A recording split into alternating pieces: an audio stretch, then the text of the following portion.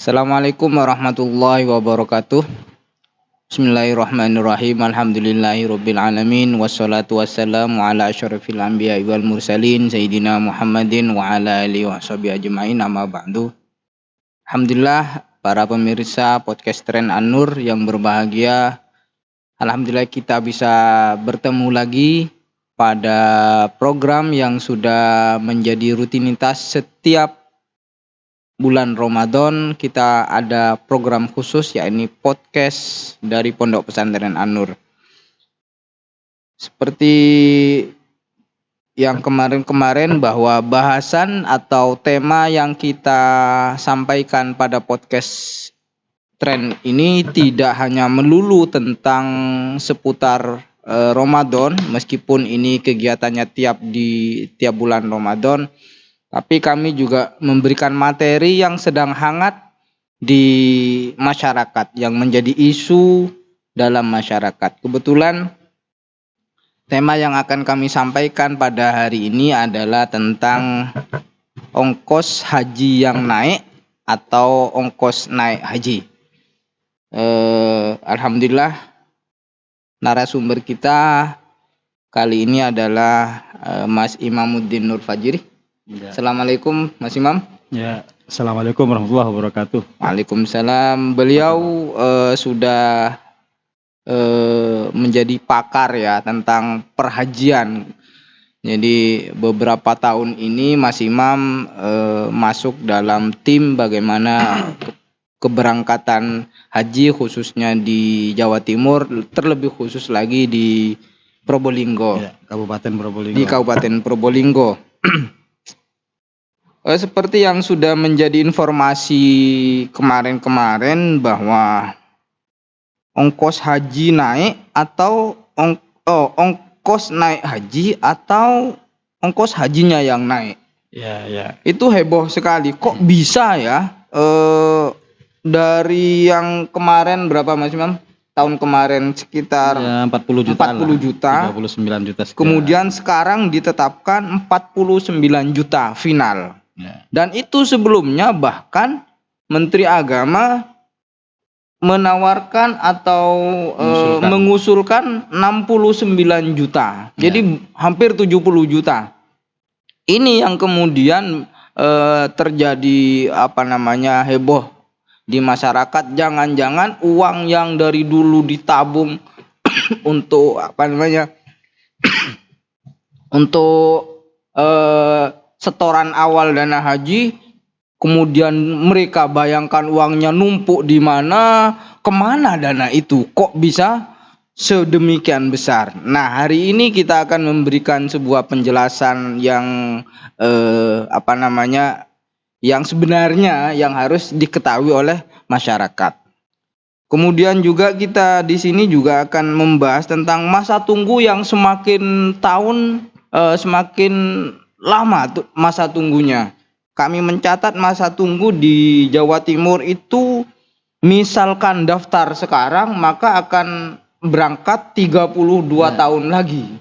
Kalau sekarang umur 40 tahun berarti kira-kira akan berangkat nanti umur 72 tahun lagi. Itu kalau masih hidup. Begitu ya.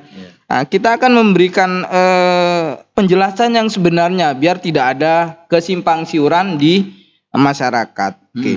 Ada beberapa hal yang perlu Bapak Ibu ketahui, komponen yang menyebabkan kenaikan ongkos biaya haji itu seperti apa. Nah, nanti akan dijelaskan secara gamblang oleh Mas Imam biar masyarakat bisa memahami apa yang sebenarnya dilakukan oleh pemerintah. Untuk selanjutnya kami serahkan kepada Mas Imam. Monggo Mas Imam. Baik, assalamualaikum warahmatullahi wabarakatuh. Waalaikumsalam warahmatullahi wabarakatuh. Saya ucapkan selamat menunaikan ibadah puasa Ramadan 1444 Hijriah atau tahun 2023 ini. Semoga Allah menerima puasa kita dan kita dijadikan hamba-hamba Allah yang muttaqin, benar bertakwa kepada Allah Subhanahu wa taala. Nah, tadi sudah disinggung tentang ongkos naik haji katanya. Nah, sekarang sudah tidak dikenal ongkos naik haji supaya tidak ada image naik terus begitu tadi ya. Jadi kalau dulu istilahnya ONH memang. Iya, Mas Munir, betul. ya. Sekarang BPIH. oke, kalau Ya, dulu ada ONH ya. Sekarang sudah Sekarang berubah. ada BPIH, ada BIPIH. Nah, ini yang harus Ada diketahui. BPIH, Ada BIPIH. BIPIH. BPIH Oke. itu Ya, biaya biaya penyelenggaraan ibadah haji. Oke. Kalau BIPIH itu biaya perjalanan Biaya ibadah haji. Nah, yang dibayar oleh jamaah haji itu namanya BIPIH. BIPIH. Sementara operasional, pelaksanaan haji dan lain sebagainya itu belum termasuk di situ. Oleh Oke. karenanya ada BPIH. BPIH itu terdiri dari biaya yang harus dibayar oleh jamaah haji dan nilai manfaat yang nanti anggaplah seperti disubsidi begitu ya. Jadi misalnya biaya haji itu 100 juta, yang dibayar oleh jamaah berapa, kemudian dari nilai manfaat itu berapa, di total sekian. Oke. Nah itu. Jadi memang haji ini ya istimewa ya, ibadah yang istimewa karena di situ tidak sama dengan ibadah-ibadah lainnya. Oke. Ya kan? Haji itu menuntut ya ibadah badaniyah, Ya. ibadah maliyah, Ya. ibadah ruhaniyah juga. Ya. Ya. Salah satunya makanya di dalam Ali Imran 97 itu disebutkan auzubillahi minasyaitonirrajim, bismillahirrahmanirrahim, walillahi 'alan nasi hijjul baiti man istata'a ilaihi sabila. Jadi man istata'a, jadi yang diwajibkan oleh Allah itu adalah man istata'a ilaihi sabila, mereka-mereka yang mampu tentunya. Yang mampu. Karena itu tadi ibadah haji tidak hanya ibadah ruhaniyah saja, tapi juga menuntut maliyahnya, badaniyahnya, kesehatannya, dan lain sebagainya. Misalnya mampu tapi ternyata kondisi tidak memungkinkan, pandemi kemarin contohnya kan, sudah persiapan sudah oke, sudah lunas semua, tapi ternyata keadaan tidak kondusif, itu di luar kehendak, di luar rencana kita. 2 tahun kemarin kita sempat libur 2 tahun, jamaah haji Indonesia tidak diberangkatkan selama 2 tahun itu. Alhamdulillah tahun ini sudah normal kembali. Sudah kuotanya juga normal. Jadi kita ada kuota 221.000 sekian itu. Untuk Indonesia ya. Betul. Yang 17.000 itu haji khusus, sisanya 202 berapa? Ya, berarti 221 ya, kurang 17.000 ya. 3.320 itu haji reguler. 17.000 sekiannya itu haji khusus. Oke. Baik, Mas. Bisa dijelaskan tentang komponen BPIH itu seperti apa sih sebenarnya? Kembali pada masalah biaya tadi. Oke, ke biaya dulu. Sebelumnya memang pemerintah, dalam hal ini adalah Menteri Agama Gus Yakut Khalil Kaumas, dan juga dalam hal ini adalah Dirjen PHU tentunya, Dirjen Penyelenggara Haji dan Umroh Kementerian Agama Pusat, menganalisis kajian tentang berapa sih sebenarnya biaya haji itu yang ideal. Gitu. Ya. Jadi kemarin Menteri mengusulkan kepada DPR dalam hal ini, yang nanti akan juga diusulkan kepada Presiden, sehingga nanti akan ditetapkan Kepres. Ya. Jadi biaya haji itu nanti diputuskan melalui panja BPIH, DPR, diusulkan kepada Presiden, diterbitkan keputusan Presiden. Gitu. Nah, sementara usulan pemerintah yaitu waktu awal biaya haji ya BIPIH dalam hal ini yang dibayar oleh jamaah itu 69.193.734. Nah, sisanya dari nilai manfaat yaitu 30%-nya. Tadi itu 70%-nya. Karena Pak Menteri, Gus Menteri itu beranggapan bahwa yang ideal itu adalah 70/30.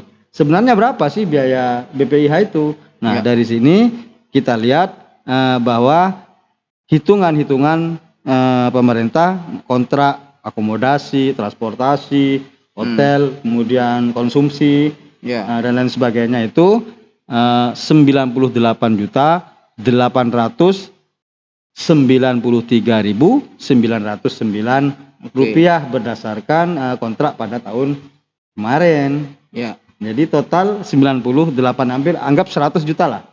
Nah, Ya. itulah biaya sesungguhnya tentang biaya perjalanan penyelenggaraan ibadah haji. Nah, hanya persoalannya nanti tinggal berapa yang dibayar oleh jamaah, kan begitu. Berarti Tidak hitung-hitungannya pemerintah menghitung biaya haji 98 itu juta. sebenarnya 98.893. Anggap 100 juta lah. Anggap 100 Iya. juta. Itu biaya yang sesungguhnya, ya. Dan itu sebenarnya penghitungan itu sudah dilakukan dari tahun ke tahun seperti itu ya. Ya, jadi kenaikan tertinggi ini sejak pasca pandemi, pasca Covid itu ya, mulai tahun kemarin sebenarnya. Tahun kemarin ya segitulah. Tapi nyatanya kemarin setelah dilakukan penelitian, dilakukan ya semua di efisiensi ya, ditekan segala macam, dikurangi segala macam, akhirnya disepakati bahwa BPIH tahun ini disepakati oleh DPR dan pemerintah yaitu 90.050.637 rupiah. Ya, yang dibebankan kepada jamaah BP-nya itu adalah 55% dari 90 juta itu. Nah, jadi ketemunya 49.800 sekian gitulah. Anggap 50 juta ya. Ya, oke. Nah, sementara sisanya kekurangannya itu dibayar dari nilai manfaat dari dana yang dikelola itu. 40 juta sekian atau 44%-nya. Nah, itu Mas Munir. Berarti kalau bisa saya baca di informasi ini bahwa biaya ibadah haji itu sebenarnya adalah 90 juta. 98 juta. Oh, 90 ya, 98. Tahun kemarin sekian. Ya, oke. Tahun ini disepakati 90 juta. Berarti turun 8. Oh, tahun kemarin 98. Ya, betul. 98 juta sekian. Sekarang 90 juta 50.000 sekian. Berarti turun 8 juta sebenarnya ya. Jadi sebenarnya tahun ini ada turun sebenarnya ada di tahun penurunan, kemarin. Ya, betul. Ya, baik. Ibaratnya kita misalkan beli rumah. Ya. Misal beli rumah ya. Rumahnya itu harganya 100 juta. Ya kan? Harganya 100 juta. Kemudian untuk masyarakat, untuk orang yang mau membeli itu menyiapkan harga 50 juta rupiah ya kalau dibulatkan, sedangkan yang 50 juta lagi itu disubsidi oleh uang jamaah sendiri. Uang jamaah sendiri. Ya sebenarnya bukan dari dari uang jamaah, kan masa antri yang udah punya porsi yang udah nabung 25 juta itu ya. Berapa juta jamaah? Ya kan? Hampir 5 juta jamaah kita. Iya, sedangkan antrian yang pendaftar berapa tahun? Setoran awal 25 juta. Betul. Dari situ dana itu kemudian dikelola oleh satu badan, yaitu yang namanya BPKH itu, badan. Ya. Mengelola keuangan haji. Dan itu BPKH itu dibentuk oleh presiden, bertanggung jawab kepada presiden. Oke, baik. Berarti dana nilai manfaat itu yang disebut dengan bantuan. Jadi uang yang selama ini dikelola oleh pemerintah itu diputar-putar, entah bagaimana cara mutarnya, kemudian nilai manfaatnya diberikan kembali ke hanya persoalannya setiap tahun itu komposisinya ini masih kita cari formulasi yang idealnya, gitu kan? Nah, konsep awal Gus Menteri itu kemarin pemerintah mengajukan 70% yang harus dibayar jamaah, 30%-nya dana manfaat. Kenapa begitu? Karena ini kan tidak harus dihabiskan sekarang. Sementara yang antri, yang hampir 5 juta jamaah itu juga perlu dipikirkan. Kalau ini terus-terusan dihabiskan untuk mensubsidi yang sekarang, maka kasihan yang akan bendol di belakang. Makanya sekarang itu temanya haji sekarang itu haji berkeadilan dan ramah lansia. Jadi harus adil dong. Tidak harus dihabiskan oleh untuk sekarang, tapi kita harus berpikir ke depan.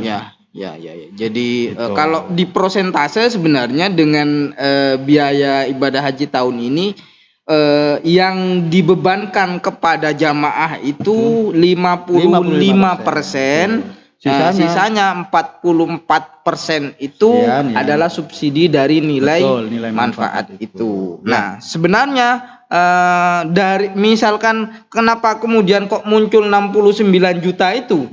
Ya, itu karena kemarin seharusnya idealnya itu maksimal 30% yang disubsidi oleh nilai manfaat untuk menjaga sustainable keberlangsungan ya. dana-dana yang berikutnya Ya. supaya aman. Ya. Nah, kalau seperti sekarang kan kesannya seperti sistem MLM itu kan. Ya. Jadi yang awal enak, Ya, yang betul. belakang kan kasihan. Ya. Padahal sistem Ponzi begitu. Yang Ya, ini ya. yang sekarang dikaji oleh beberapa ulama, beberapa pengamat soal perhajian, bahwa ini tidak bisa dibiarkan terus-menerus seperti ini. Ini Ya. tidak sehat ini cara betul. seperti ini. Ya. Makanya nanti ke depan juga ada satu wacana bahwa nanti jamaah itu punya virtual account sendiri, rekening sendiri. Dana manfaatnya langsung kembali ke rekeningnya dia. Gitu ya. Iya. Ya, Jadi misalnya dia naruh berapa? 25 juta. Sementara sekarang kan porsi 25 juta. Ya. Tapi kayaknya ini akan menjadi kajian nanti ke depan jangan 25 juta, kekurangannya terlalu banyak nanti. Bisa nanti porsi 35 juta atau berapa? Ya. Sehingga nambahnya juga terlalu banyak. Oke, baik. Seperti itu, Mas Munir. Ya. Jadi itu yang keinginan pemerintah sebenarnya di situ. Nah, cuma kan informasi yang berkembang karena tidak disampaikan dengan benar, ya, banyak informasi betul. hoax, ya kan. Waduh, sekarang pemerintah sekarang nggak mikir rakyat kecil, nggak mikir menteri agamanya wis udah kemarin menjadi bahan ini kan, betul, banyak betul, orang. ya. Tapi saya salut kepada Gus Menteri sekarang. Dia berani tidak populer kebijakannya mengusulkan biaya haji seperti itu. Berarti 69 itu sebenarnya porsinya kira-kira 70% dari jamaah ya. Dari jamaah. Ya. Jadi misal andai kata nilai manfaatnya itu besar, maka semakin lama uang itu akan habis. Maka kemudian di akhir jamaah yang belakangan maka akan menanggung jumlah yang lebih besar. Padahal ini juga haknya mereka. Iya kan? Betul. Bukan uangnya jamaah haji yang sekarang. Nah, kenaikan itu sebenarnya sudah yang drastis itu sebenarnya sejak tahun kemarin, ya kan? Pasca pandemi itu. Kita tahu sekarang harga-harga di Saudi itu hotel saja naiknya sudah 300%. Hotel sekarang naik. Coba bayangkan kemarin itu yang umroh kemarin itu banyak mengalami reschedule. Mendowngrade fasilitas yang diterima. Ya karena apa? Yaitu harga-harga di Saudi sekarang semakin mahal. Ya dampaknya pandemi ini kan proses recovery dari COVID ini juga lumayan menguras ini tenaga dan pikiran, termasuk imbasnya ke kerajaan Saudi Arabia. Sama. Jadi gitu. Jadi pajak naik, kemudian hotel juga harganya naik 300%. Seperti itu. Baik. Kemudian komponen penerbangan juga naik kan? Iya, betul. Ya. Jadi perlu kita ketahui bersama bahwa biaya haji itu tidak serta-merta kemudian yang dibayarkan oleh jamaah haji itu tidak. Jadi ada beberapa komponen biaya yang dibayarkan dari nilai manfaat hasil uang dari jamaah keseluruhan. Jadi termasuk nilai manfaat itu adalah dana abadi umat. Kalau dulu istilahnya dana abadi umat itu yang itu merupakan dana bersama, bukan hanya jamaah yang sekarang berangkat. Jadi sebenarnya uang yang mulai dari dulu disetor oleh jamaah itu sebenarnya kembali lagi manfaatnya ke jamaah. Sekarang coba hitung-hitungan sudah. 25 juta. Ini sekarang yang berangkat sekarang ini perhitungan yaitu mereka yang daftar tahun 2011. Ya, maksimal Oktober lah. Jadi yang daftar tahun 2011 berangkatnya tahun 2023. Nah, kita hitung misalnya uang 25 juta kita depositokan. 2011 ke 2022 berapa tahun? 11 tahun, anggap 10 tahun ya. 10 tahun. Bisa nggak nyampe hasil sekian itu? 40 biayanya juta kan 90 juta. Ya kan? Dibayar 25 juta. Ya kan? Terus yang dibayar oleh jamaah berapa tadi? 49 juta, anggap ya. 50 juta. Ya, 49 juta ya. Ya kan 50 juta misalnya ya. Kan kurang 50 separuh masih Mas Munir. Ya. Bisa nggak kalau misalnya didepositokan hasilnya sekian itu? Iya, betul. Iya kan? Ya. Luar biasa itu. Jadi harus kita syukuri bahwa biaya haji Indonesia itu adalah yang paling murah, termurah. Ketika saya sempat berbincang-bincang dengan jamaah dari negara lain ketika di Saudi itu ngomong Indonesia rohis, Indonesia paling murah memang. Very cheap. Biayanya nggak ada di dunia lain, nggak ada di negara lain, nggak ada yang semurah Indonesia. Dengan fasilitas seperti itu, dengan penanganan dan dari pemerintah seperti itu, kita terbaik loh Mas Munir. Ya. Indonesia itu diakui oleh Saudi bahwa penanganan haji Indonesia terbaik sedunia. Terbaik sedunia. Ada panitianya mulai dari keberangkatan dari rumah ke embarkasi. Ya. Semua diurus oleh negara. Kalau yang lain, negara lain? Ya seperti backpacker itu paling cuma ada mutawif-mutawifnya gitu kan. Ocol pajuh gitu ya. Iya. Ini. Jadi kita terbaik sebenarnya. Ya.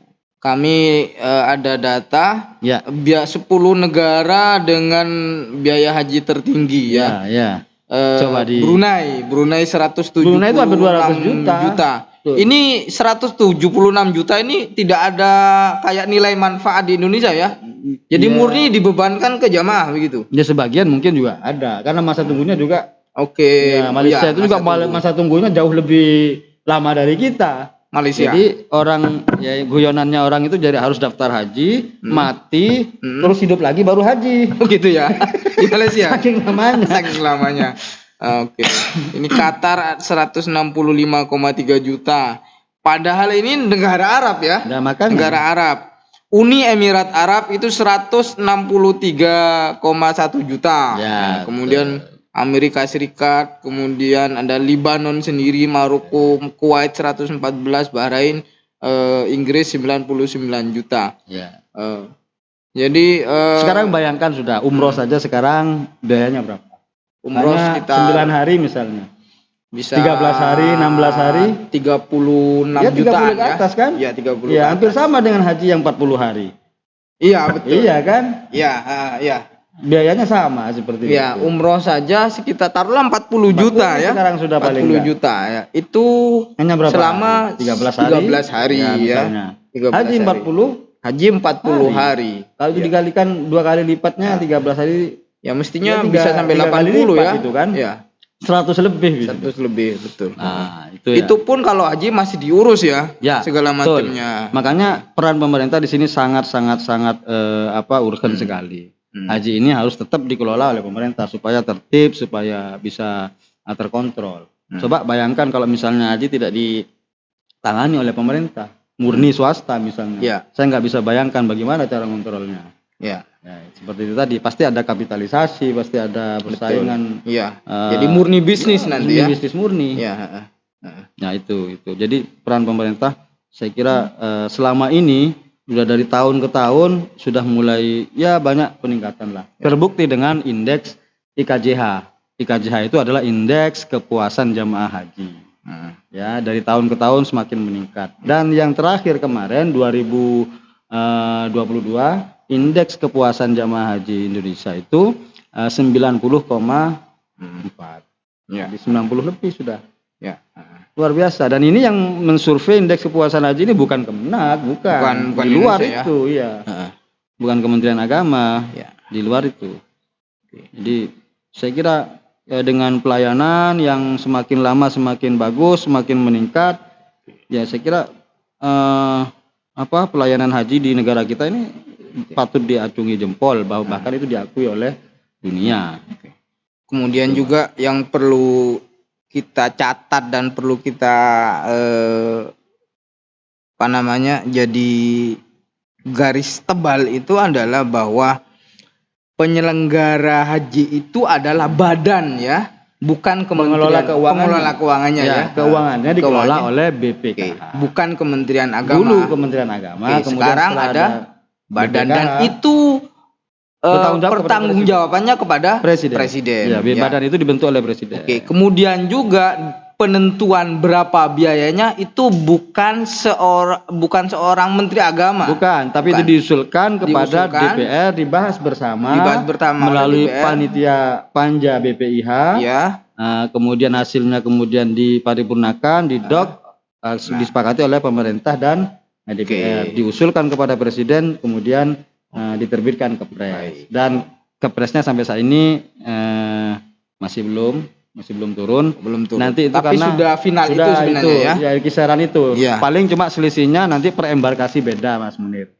Per embarkasi misalnya Aceh tentu tidak sama dengan Surabaya. Selisihnya juga ada banyak lah. 1 juta misalnya, ada yang selisih 500. Iya kan? Embarkasi mana? Surabaya Bekasi dengan Bekasi, kemudian Cengkareng kan beda lagi itu kan. Tiap bandara itu beda. Baik. Mas Imam, ini sekarang tentang yang perlu yang penting lagi juga masalah biaya tadi. Jadi tahun ini karena memang 2 tahun ini kita sudah 2 tahun off ya. 2 tahun off. Ya. Jadi ada jamaah haji yang sudah lunas sebenarnya tapi tertunda berangkat, yaitu tahun 2020. Tahun 2020. Jadi jamaah hajinya lunas tapi tertunda. Maka dia tidak perlu melakukan pelunasan lagi. Tetap yang dulu itu sudah, nggak usah nambah meskipun ada kenaikan BP-nya yang harus dibebankan, yang harus dibayar oleh jamaah. Nah, ada juga yang lunas tunda tahun 2002 kemarin, 2022 itu kan separuh yang berangkat kuotanya. Karena kuotanya separuh. Separuhnya lagi tertunda tahun ini. Terutama yang jamaah haji yang 60 tahun ke atas.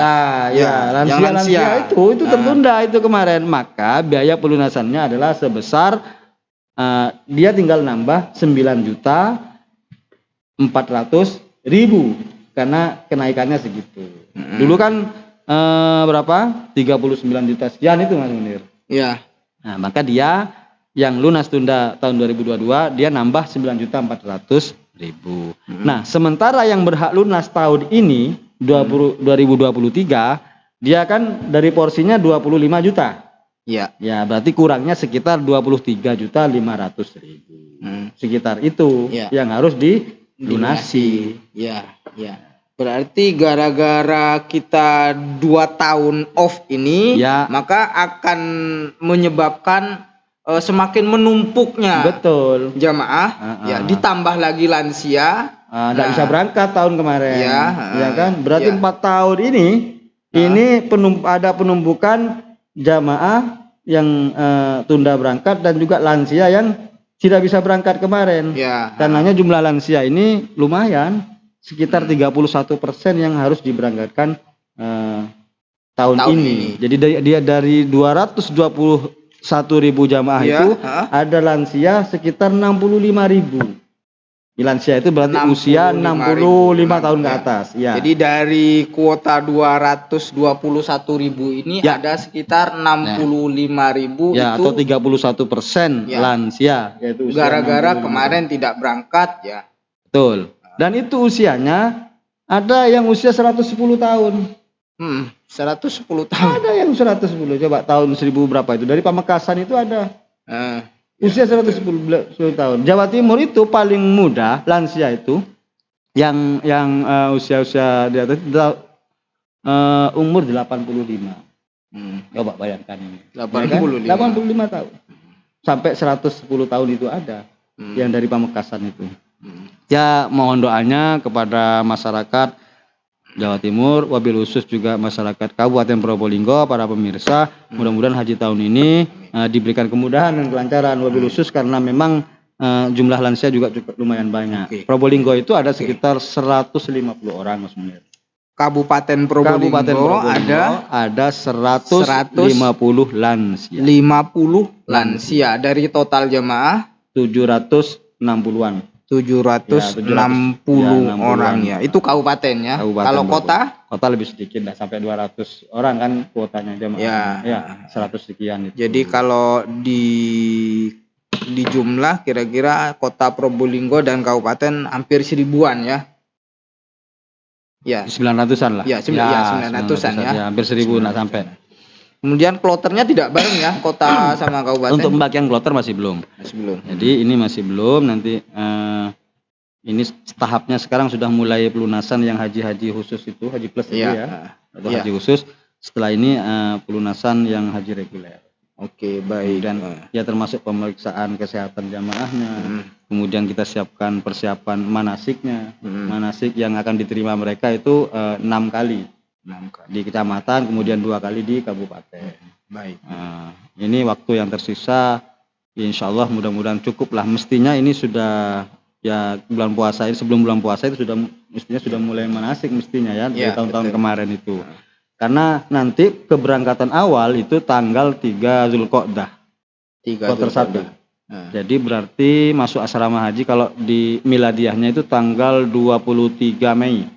24 Mei itu kloter awal itu terbang ke gelombang 1 ke Madinah. Oh gitu ya. Ya. Masuk ke Madinah. Jadi RPH-nya begitu, rencana perjalanan hajinya. Jadi kita kloter awal mulai 24 Mei sudah mulai terbang ke Madinah yang gelombang 1. Ya. Baik. Kenapa ini saya rasa penting, tidak hanya yang mau berangkat sekarang saja, karena 2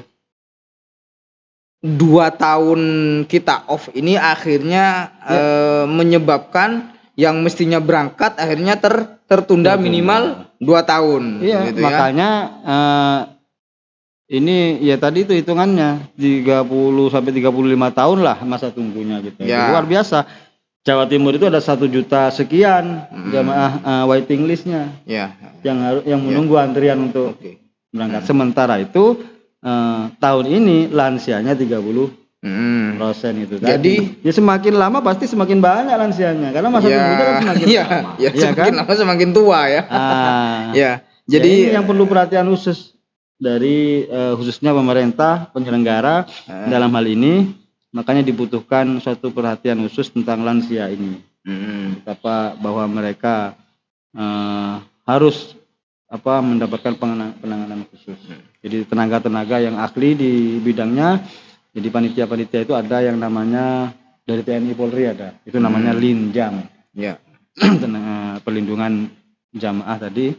Ada juga tenaga kesehatan yang dilatih khusus, ada dokternya, ada perawatnya, ada dokter spesialis, ada. Itu masuk yang 17.000 tadi ya? Enggak. Jadi di luar kuota itu. Oh, di luar kuota ini. Itu. Jadi petugas itu punya di luar kuota itu. Yang 17.000 itu haji khusus. Kayak undangan langsung dari. Enggak, memang di luar. Furoda begitu itu? Bukan. Lain itu lagi. Itu lain lagi. Jadi visa yang furoda atau visa mujammalah itu di luar kuota pemerintah itu. Itu khusus langsung dari Saudi ya. Ya. Jadi kalau saya simpulkan bahwa istitoah di sini tidak hanya urusan uang ya. Betul. Ya, urusan uangnya sudah lunas, bisa jadi waktu tunggunya lama, antriannya akhirnya dia kesehatannya hari ini mungkin dia masih seger karena masih umur 40. Dan ini yang perlu dianu lagi ya, banyak yang ditarik. Ada fenomena, ada penarikan dana ya. Betul, karena mereka sudah dianggap apalagi kemarin yang lansia tidak bisa berangkat itu kan. Dia beranggapan karena minimnya sosialisasi, karena keterbatasan pengetahuan, saya tidak bisa berangkat sudah. Buktinya kemarin yang lansia nggak bisa berangkat sudah. Jangan seperti itu. Jadi justru sekarang lansia itu diprioritaskan sampai habis ini. Caranya bagaimana? Itu sudah otomatis itu dari sistem itu. Jadi kita punya sistem komputerisasi haji terpadu. Jadi diurut mulai usia tertua sampai berapa persen tahun ini itu secara otomatis sudah masuk di situ cuma itu kriterianya tadi itu. Ternyata setelah dilihat, ternyata 85 masih banyak. Ya jadi usia di bawahnya itu ya 80, 70 ya nunggulah. Mudah-mudahan tahun depan, tahun berikutnya segera diberangkatkan oleh Allah Subhanahu wa taala. Amin. Kita berdoa mudah-mudahan senantiasa diberikan kesehatan, panjang umur. Terus satu lagi yang terakhir. Yang itu tadi yang ditarik itu saya kira itu langkah yang tidak tepat. Kenapa? Ya lah kita niatnya sudah bismillah. Kita karena Allah lah. Wa timul hajja wal umrata lillah, benar-benar lillah kita. Sudah niat saja sudah. Tabung, ikhtiar, urusan usia Allah yang ngatur. Toh kalaupun misalnya tidak ditakdir oleh Allah karena usia, Nah. ya itu kan bisa diwariskan kepada Oh anak. begitu ya? Iya, ahli waris anak kita, Ya. suami atau istri. Jadi saudara. misal kita tarik hari ini berarti dia sudah keluar dari Iya. porsi sudah ya? Daftar lagi dong nanti. Oke. Emannya begitu. Ya. Eman begitu. Ya betul. Ya. Himbauan kepada jamaah, Ya. misal sudah daftar eman-eman udah kadung berapa tahun ya, ditarik. Itu kan karena gara-gara melihat sekarang biayanya kok begitu tinggi gitu ya. Jadi itu langkah salah sebenarnya menarik uang porsi haji itu. Ya. Oke. Baik. Sudah cukup banyak yang sudah disampaikan oleh Mas Imam. Semoga podcast dengan tema ongkos naik haji, ya ini hanya sekedar judul saja sebenarnya tentang biaya haji ini. Semoga memberikan pencerahan kepada kita semua bahwa berangkat haji itu sebenarnya ya kita berusaha, tapi Allah juga nanti yang menentukan. Betul. Begitu. Walillahi 'alan nasi hajjul baiti man istata'a ilaihi sabila. Yang terpenting itu tadi kita berharap dan mari kita doakan bersama mudah-mudahan jamaah haji sehat semua, diberikan kesehatan senantiasa, karena tantangannya tahun ini tentu lebih kompleks dari tahun-tahun kemarin. Haji itu kegiatan tahunan. Tapi masalahnya yang berangkat tiap tahun ganti, ya kan? Betul. Kalau tiap tahun orangnya itu saja, ya mungkin enak. Ya sementara jamaah kita ternyata dari statistik pendidikan, jamaah yang yang berangkat haji rata-rata memang baru pertama kali. Kemudian pendidikannya juga rendah. Ya rendah, SD, SMP, SLTA. Jadi memang sama sekali ini hal yang baru. Jangankan untuk ini mau naik lift aja dia mencet salah-salah nanti. Ini perlu perhatian bersama ini. Terutama yang usia-usia yang lansia itu tadi kita doakan mudah-mudahan senantiasa diberikan kesehatan dan kelancaran. Bagi jamaah yang lansia tidak usah berkecil hati. Banyak juga kejadian di sini orang yang sehat malah yang ini kok. Iya dari sini kayaknya sakit. Yang penting niatnya itu tadi. Kalau niatnya sudah Bismillah sudah tawakal kepada Allah. Kita sudah berniat untuk melaksanakan ibadah haji, pasrahkan semuanya pada Allah. Allah yang undang, Allah yang jadi panitianya langsung. Kita harus yakin begitulah. Ini bukan hanya sekedar perjalanan biasa. Ini Allah yang turun tangan nanti menjadi panitianya bersama malaikat-malaikatnya. Insya Allah mudah-mudahan lancar. Yang penting luruskan niat kita. Insya Allah. Baik. Terima kasih penjelasannya Mas Imam. Sangat sangat informatif sekali bagi kita semua. Dan di bulan puasa ini kita berdoa yassir lana ziyarah Makkah wal Madinah. Dengan barokahnya bulan Ramadan ini kita semoga dimudahkan oleh Allah untuk ziarah Makkah Madinah. Amin. Tidak, kalau haji masih nunggu, semoga saja kita bisa umroh pada tahun ini.